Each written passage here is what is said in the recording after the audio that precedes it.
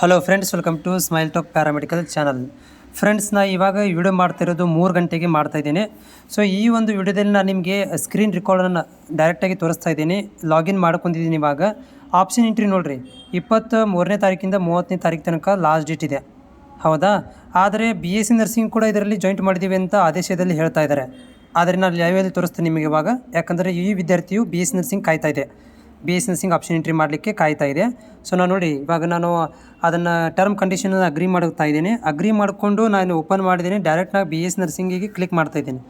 So ನೋಡ್ಬೋದು, ಇಲ್ಲಿ click ಮಾಡಿದಾಗ ನಮಗೆ ಇಲ್ಲಿ ಯಾವುದೇ ಥರದಂಥ ಏನಾಗ್ತಾ ಇಲ್ಲ ಅಂತಂದರೆ ಕಾಲೇಜ್ಗಳ ಹೆಸರು ಕೂಡ ಬರ್ತಾ ಇಲ್ಲ, ಮತ್ತು ಲಿಸ್ಟು ಇದು ಬರ್ತಿಲ್ಲ. ಕೋರ್ಸ್ ಹೆಸರು ಬರ್ತಾ ಇಲ್ಲ, ಕಾಲೇಜ್ ಹೆಸರು ಬರ್ತಾ ಇಲ್ಲ. ಎರಡರಲ್ಲಿ ಯಾವ್ದಾದ್ರು ಒಂದು ಬರಬೇಕಿತ್ತು, ಯಾವುದೂ ಬರ್ತಾನೆ ಇಲ್ಲ, ಹೌದಾ? ಈ ಆ್ಯಕ್ಚುಲಿ ನಮ್ಮ ಕಾಲೇಜ್ ಹೆಸರು ಬರಬೇಕು, ಕಾಲೇಜ್ ಲಿಸ್ಟ್ ಬರಬೇಕು, ಬಟ್ ಅಪ್ಡೇಟ್ ಆಗಿಲ್ಲ. 3 ಗಂಟೆ ಆಯ್ತು ಇವಾಗ. ಇವತ್ತು ತಾರೀಕು 25 ಇದೆ, ಇನ್ನೂವರೆಗೂ ಕೂಡ ಅಪ್ಡೇಟ್ ಆಗಿಲ್ಲ.